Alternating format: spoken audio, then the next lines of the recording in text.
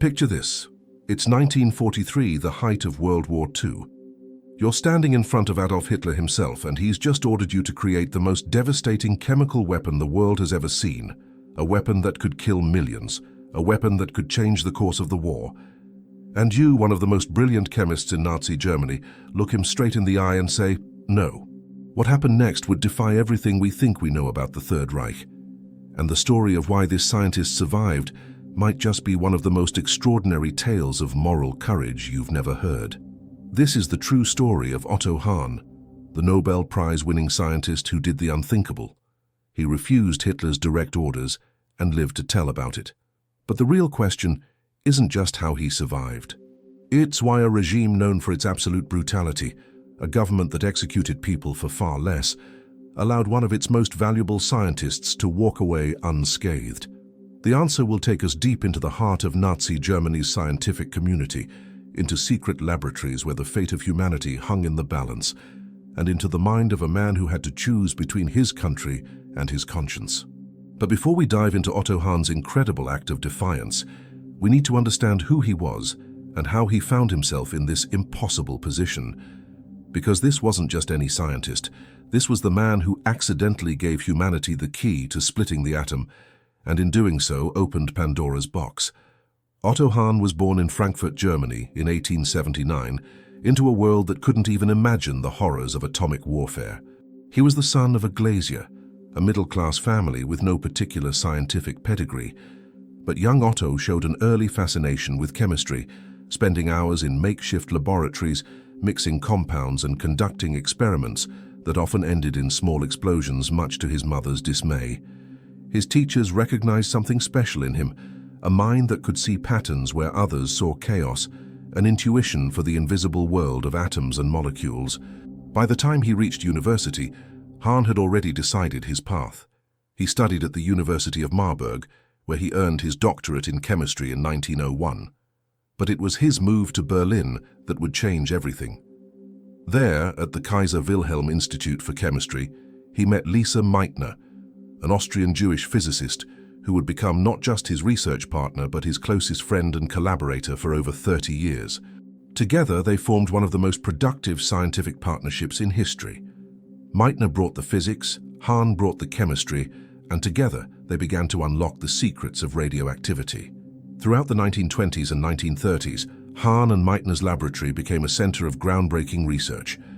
They discovered new radioactive elements, published paper after paper, and gained international recognition. Their work was purely scientific, driven by curiosity about the fundamental nature of matter.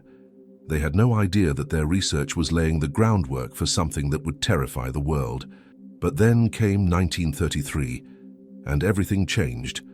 Adolf Hitler and the Nazi Party seized power in Germany, and suddenly science became a tool of the state. The Nazis began purging Jewish scientists from universities and research institutions. The intellectual freedom that had made German science the envy of the world was replaced with ideological conformity. Lise Meitner, despite her conversion to Christianity years earlier, was still considered Jewish under the Nazi racial laws. For 5 years, Hahn tried to protect her, using his influence and reputation to shield her from the worst of the Nazi persecution. But by 1938, as Germany annexed Austria and the noose tightened, it became clear that Meitner's life was in danger. In July 1938, with the help of Dutch physicists and Otto Hahn's personal connections, Lise Meitner escaped Germany in a dramatic midnight flight across the border into the Netherlands. She carried almost nothing with her, just a few personal items and the weight of leaving behind her life's work. For Hahn, her departure was devastating. He'd lost not just his research partner, but his dearest friend. But he was about to make a discovery that would haunt him for the rest of his life. Just months after Meitner's escape, in December 1938, Hahn and his assistant Fritz Strassmann conducted an experiment that would change history. They were bombarding uranium atoms with neutrons, expecting to create heavier elements. But something strange happened. Instead of getting heavier elements, they found barium, an element much lighter than uranium. It didn't make sense. Hahn was baffled. In his confusion, he did something remarkable. He wrote to Lise Meitner, now in exile in Sweden, describing these impossible results. Meitner, walking in the snowy woods of Sweden with her nephew Otto Frisch, another physicist, suddenly understood what Hahn had discovered. The uranium atom wasn't just breaking down, it was splitting in two, nuclear fission, and in that split, enormous amounts of energy were being released. She and Frisch worked out the mathematics, and the numbers were staggering. A single kilogram of uranium, if completely fissioned, could release as much energy as burning thousands of tons of coal. But the implications were even more terrifying. This energy could be weaponized. Hahn published his findings in January 1939, and the physics community around the world immediately grasped the significance. Within months, physicists in multiple countries were conducting their own fission experiments. The race to harness atomic energy had begun. And Otto Hahn, the gentle chemist who just wanted to understand the natural world, found himself at the center of a scientific revolution that would lead to weapons capable of destroying entire cities. When World War II broke out in September 1939, the Nazi government quickly recognized the potential military applications of nuclear fission. They established the Uranverein, the Uranium Club, a secret project to investigate whether an atomic bomb could be built. Otto Hahn, as the discoverer of fission, was an obvious choice for the program. But here's where Hahn's story takes a fascinating turn. He participated in the Uranium Club meetings, he continued his research, but he never truly committed himself to building a bomb for Hitler. This is where we need to understand the complex moral landscape that scientists like Hahn navigated during the Nazi regime. It wasn't as simple as being a hero or a collaborator. Hahn was trapped. If he refused to participate at all, he would likely be arrested, his research confiscated, and someone without his scruples would take his place. But if he participated too enthusiastically, he might actually help create a weapon of unimaginable destruction for one of history's most evil regimes. So Hahn adopted a strategy of subtle resistance. He attended the meetings but was always pessimistic about the bomb's feasibility. He conducted research, but never pushed it in directions that would accelerate weapons development. He shared information with colleagues, but always emphasized the enormous technical challenges that made a bomb unlikely in the near future. It was a dangerous game of appearing to cooperate while actually slowing progress at every turn. But the chemical weapon request, that was different. That was a direct order that Hahn couldn't subtly undermine. And this is where the story gets truly extraordinary. In 1943, as the war turned against Germany, Hitler and his inner circle became increasingly desperate. They knew about Germany's research into nuclear fission, but they also knew that a functioning atomic bomb was likely years away, if it was even possible. But chemical weapons, those were proven technology. Germany had used them to horrific effect in World War I, and the Nazi regime had developed even more deadly nerve agents like tabun and sarin. The request came through Werner Heisenberg, the famous physicist who was leading Germany's nuclear program. The message was clear. Hitler wanted Otto Hahn to use his chemical expertise to develop an enhanced delivery system for nerve agents, potentially using radioactive materials to make them even more lethal and persistent. It was a weapon that combined Hahn's knowledge of radioactive isotopes with Germany's chemical warfare capabilities. In the wrong hands, it could have killed hundreds of thousands, perhaps millions. Hahn was presented with this request in a private meeting. The details of exactly what was said in that room have been pieced together from post-war interviews and letters, but what we know for certain is this: Otto Hahn refused. Not subtly, not with technical objections, but flatly and clearly. He said no. Think about what that meant. This was Nazi Germany in 1943. The regime had murdered millions of Jews, Romani people, disabled individuals, political opponents and prisoners of war. It had invaded most of Europe and was fighting a brutal war on multiple fronts. People were being executed daily for acts of resistance far less significant than directly refusing the Führer's orders. Children were being indoctrinated to inform on their parents. The Gestapo had eyes and ears everywhere, and Otto Hahn, in this environment, said no to Adolf Hitler. So why wasn't he shot? Why wasn't he sent to a concentration camp? Why wasn't he made an example of like so many others who dared to defy the Nazi regime? The answer is complicated, and it reveals something crucial about how the Nazi state actually functioned, beyond the simple narrative of absolute totalitarian control. First and most importantly, Otto Hahn was simply too valuable. By 1943, Germany's nuclear research program, while not close to producing a bomb, was still considered strategically important. The Nazi leadership held out hope that some scientific breakthrough might still change the course of the war. Hahn was the world's leading expert on nuclear fission. He had discovered it.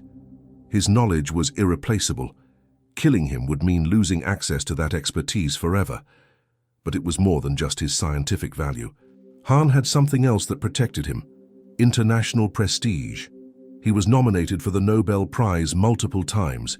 He had collaborators and admirers in neutral countries like Sweden and Switzerland. If word got out that the Nazis had executed or imprisoned their most famous scientist, it would be a propaganda disaster. Even in wartime, the Nazi regime cared about how it was perceived internationally, especially by neutral nations, whose support, or at least non-interference, they desperately needed. There was also the question of Werner Heisenberg's role. Heisenberg, who delivered Hitler's request to Hahn, was himself a complicated figure. Historians still debate whether Heisenberg deliberately sabotaged Germany's atomic bomb program or simply wasn't capable of solving the immense technical challenges. But what's clear is that Heisenberg had his own reservations about creating weapons of mass destruction for Hitler. When Hahn refused to work on the chemical weapon project, Heisenberg didn't push back. He didn't report Hahn's refusal as insubordination. Instead, he simply informed the military authorities that the project wasn't feasible with current resources, a technical excuse that gave Hahn cover. This reveals something crucial about resistance under totalitarian regimes. It's rarely about grand public acts of defiance. More often, it's about these quiet moments of refusal, about powerful people protecting each other, about creating just enough bureaucratic confusion to slow things down. Heisenberg protecting Hahn. Hahn earlier protecting Meitner for as long as he could. Scientists sharing a tacit understanding that some lines shouldn't be crossed, even at great personal risk. But make no mistake, Hahn was taking an enormous risk. His protection was never guaranteed. One change in leadership, one shift in political winds, one moment when his usefulness was deemed to have expired, and he could have easily ended up on a train to a concentration camp. He lived with that fear every day from 1943 until the end of the war. As the war progressed and Germany's situation became more desperate, Hahn continued his careful balancing act. He maintained his position at the Kaiser Wilhelm Institute. He kept up the appearance of scientific research, but he never gave the Nazi regime what it really wanted: a weapon that could reverse their fortunes. When the war finally ended in May 1945, Otto Hahn was captured by Allied forces as part of Operation Alsos, a mission to secure German nuclear scientists and research. He was taken to England along with 9 other German physicists and held at Farm Hall, a country house that was secretly bugged. The British wanted to know exactly how close Germany had come to building an atomic bomb. It was at Farm Hall, in August 1945, that Hahn heard the news that would devastate him. The United States had dropped atomic bombs on Hiroshima and Nagasaki. The secret recordings from that night reveal a man in utter anguish. Hahn, the man who had discovered fission, felt personally responsible for the deaths of hundreds of thousands of people. He became severely depressed and even suicidal. His colleagues had to watch him carefully to ensure he didn't harm himself. The irony is overwhelming. Hahn, who had refused to build weapons for Hitler, who had risked his life to avoid contributing to mass murder, now felt like he had enabled it anyway through his scientific discovery. It's a testament to his moral character that he felt this responsibility so deeply, even though he had done nothing to actually help create the atomic bomb. The physicists who built the bombs were working in America, using principles that would have been discovered with or without Hahn's specific experiments. But Hahn couldn't shake the feeling that his hands were stained with blood. In November 1945, while still detained at Farm Hall, Otto Hahn received stunning news. He had been awarded the Nobel Prize in Chemistry for the discovery of nuclear fission. The award was for work completed in 1938, and it represented the scientific community's recognition of one of the most important discoveries in history. But the award came with a bitter controversy. Lise Meitner, whose theoretical work had been crucial to understanding fission, was not included.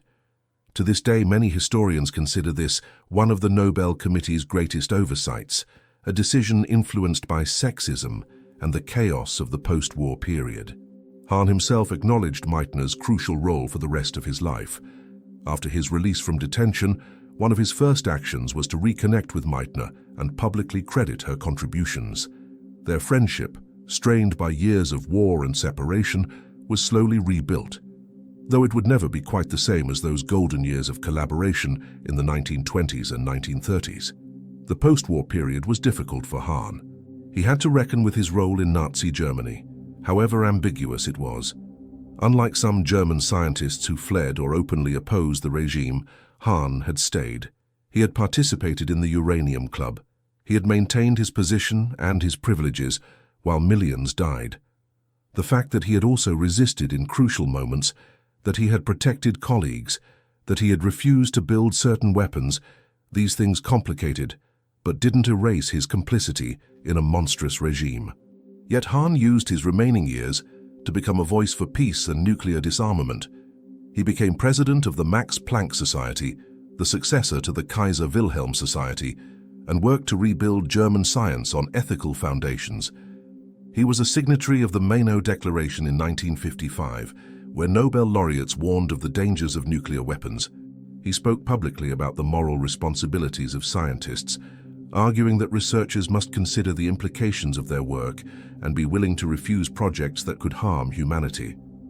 Hahn spent considerable time reflecting on why he had survived, when so many others hadn't. He could have been executed for his refusal to build chemical weapons. He could have been sent to the front lines as punishment. He could have been arrested on any number of pretexts. His survival, he came to believe, was a matter of luck as much as anything else. He happened to be valuable enough at the right time, with the right protectors, in the right positions. Millions of others who resisted in small ways weren't so fortunate. This brings us back to our original question. Why didn't Hitler punish the scientist who refused to build his chemical weapon? The answer isn't simple or satisfying. It's not because the Nazi regime respected moral courage or scientific integrity. It's not because Hitler had a change of heart. The brutal truth is that Hahn survived through a combination of factors: his irreplaceable expertise, his international reputation, the protection of colleagues like Heisenberg who shared his reservations, the chaos and bureaucracy of the Nazi state that could sometimes be exploited by those with influence, and yes, a significant amount of luck. But if we're being honest, we also need to acknowledge that Hahn's resistance, while morally courageous, was limited. He didn't plot to assassinate Hitler. He didn't join the underground resistance. He didn't sabotage military installations. He said no to one specific project while continuing to participate in others. Does that make him a hero? A collaborator? Something in between? Perhaps the most important lesson from Otto Hahn's story isn't about heroism at all. It's about the impossible moral choices people face under totalitarian regimes. It's easy for us, sitting comfortably decades later, to imagine what we would have done. We like to think we would have been the ones hiding Jews in our attics, or joining the resistance, or openly defying evil at every turn. But the reality is that most people in Nazi Germany did none of those things. They made compromises. They looked the other way. They told themselves they were just doing their jobs, just trying to survive, just waiting for it all to be over. Hahn was better than that. He drew a line, and when it came down to it, he refused to cross it, even at tremendous personal risk. That doesn't absolve him of all moral responsibility for his other choices during those dark years, but it does show that even in the most oppressive circumstances, individuals retain the ability to say no. They retain their moral agency. The cost might be high, terrifyingly high, but the choice remains. Today, when we visit the Max Planck Institute in Berlin, we can see a plaque commemorating Otto Hahn's work. But there's no mention of the chemical weapon he refused to build. That story remained largely unknown for decades after the war. Hahn himself rarely spoke about it, perhaps because he didn't want to be seen as claiming too much credit for what he considered simply doing the decent thing. Or perhaps because the memory was too painful, too bound up with all the other compromises he'd had to make. The scientific community has grappled with Hahn's legacy in the decades since his death in 1968. He's honored for his discovery of fission, yes, but also for his efforts to promote peaceful uses of atomic energy and his advocacy for nuclear disarmament. The element 105, hahnium, was briefly named in his honor, though that name was later changed to dubnium due to competing claims of discovery. Still, his impact on science and his complicated moral journey continue to generate discussion and debate. Lisa Meitner, who survived the war in Sweden and continued her scientific work, had her own complex feelings about Hahn. She never fully forgave him for not leaving Germany when she did, for staying and working within the Nazi system. But she also recognized the courage it took to resist from within, to use his position to protect others, and to refuse certain orders. In her later years, she wrote that Hahn was a good man, caught in an impossible situation, and perhaps that's as fair an assessment as any. The question of why Hitler didn't punish Hahn also raises broader questions about how we understand the Nazi regime itself. We often imagine it as a perfectly efficient machine of terror, where every act of resistance was instantly detected and punished. But the reality was messier. The regime was a chaotic collection of competing power centers, personal fiefdoms, and bureaucratic tangles. People fell through the cracks. Powerful individuals could protect their subordinates, at least for a while. Scientific expertise, international reputation, personal connections, these things could create small spaces of protection, tiny zones where the regime's absolute power was slightly less absolute. None of this is to minimize the horror of the Holocaust or the Nazi regime's other crimes. Millions died, and the vast majority of Germans did nothing to stop it. But understanding the complexity of individual choices under totalitarianism helps us think more clearly about moral responsibility, both then and now. It helps us recognize that resistance can take many forms, from armed rebellion to quiet refusal. And it reminds us that we can't always predict who will stand up when the moment comes. Otto Hahn's story also speaks to the unique position of scientists in modern warfare. The 20th century saw science become militarized in unprecedented ways. Chemists created poison gas. Physicists built atomic bombs. Biologists developed biological weapons. The line between pure research and weapons development became increasingly blurred. Scientists were told their work was patriotic, necessary, a matter of national survival. The pressure to contribute, to use their knowledge to help their country win, was immense. But Hahn's refusal demonstrates that scientists aren't just neutral technicians who build whatever they're asked to build.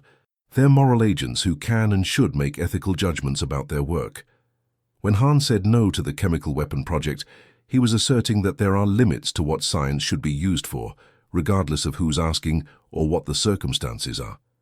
That principle that scientists have a responsibility to consider the implications of their work has only become more important as our technological capabilities have grown. Today, as we face new ethical challenges around artificial intelligence, genetic engineering, autonomous weapons, and other emerging technologies, Hahn's story remains relevant. We still have to ask, when should a scientist refuse to work on a project? What responsibility do researchers have for how their discoveries are used? How do we balance scientific progress with ethical concerns? These aren't easy questions, and Hahn's example doesn't give us simple answers. But it does show us that moral courage in science is possible, even when the costs are high. In the end, Otto Hahn's refusal to build Hitler's chemical weapon is a story about one man's moral line in the sand. It's not a story of pure heroism or complete villainy. It's more complicated and more human than that. It's a story about fear and courage, about complicity and resistance, about the weight of impossible choices. It's a reminder that even in the darkest times, in the most oppressive circumstances, individuals still have the power to say no. They can still refuse to participate in evil, even when that refusal puts their lives at risk. And maybe that's why this story matters so much, even 80 years later. Because we'd all like to believe that if we found ourselves in Otto Hahn's position, we'd make the same choice he did. We'd like to think we'd be brave enough to refuse, even knowing what it might cost us. But we can't know for sure until we're tested. What we can do is learn from those who faced these tests before us. understand the complexity of their choices, and think seriously about where our own moral lines lie before we're ever forced to defend them. Otto Hahn died in 1968 at the age of 89. He lived long enough to see nuclear power become a reality, to see both its promise and its dangers. He lived long enough to witness the Cold War and the nuclear arms race between the United States and the Soviet Union. He lived long enough to see the atomic bomb, born from his discovery, become the defining threat of the modern age. And he spent those years arguing that science must be guided by ethics, that knowledge must be tempered with wisdom, and that sometimes the most important thing a scientist can do is refuse to build the weapon they've been asked to create. The chemical weapon that Hahn refused to build was never made. Hitler's regime fell before it could find another scientist willing to do the work. We'll never know how many lives Hahn saved with his refusal. Thousands? Tens of thousands? More? The victims who never were leave no trace in history. But they were real, those potential casualties, and Otto Hahn's courage meant they lived. That's why this story matters. That's why we should remember the scientist who said no to Hitler and somehow survived to tell about it. Because in a world that often seems to demand compromise, that pressures us to go along to get along, we need to be reminded that resistance is possible, that courage exists, that when the moment comes, we might just find the strength to stand up and say, "No, not this, not ever."